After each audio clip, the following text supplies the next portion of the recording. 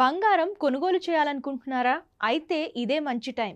ఎందుకంటే all time record స్థాయికి చేరి తగ్గిన ధరలు మళ్ళీ ఇటీవల పెరుగుతూ వచ్చాయి. దీంతో పసిడి ప్రియులకు షాక్ తగిలింది.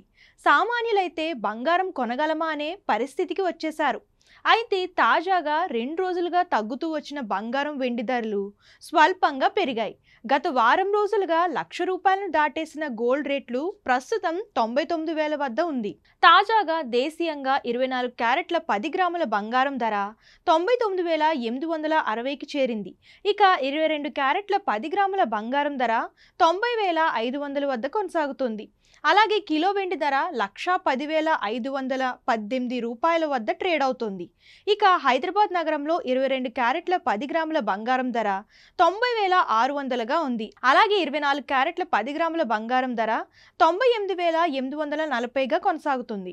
అయితే అమెరికా అధ్యక్షుడు డొనాల్డ్ ట్రంప్ అనేక దేశాలకు చెందిన దిగుమతులపై అధిక టారిఫ్లు విధిస్తున్నట్లు ప్రకటించిన నేపథ్యంలో అంతర్జాతీయంగా బంగారం ధరల్లో మార్పులు చేర్పులు వస్తున్నాయి.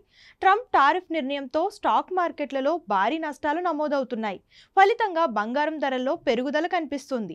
సాధారణంగా స్టాక్ మార్కెట్ నష్టాలను చవిచూసినప్పుడు బంగారం ధర పెరుగుతుంది.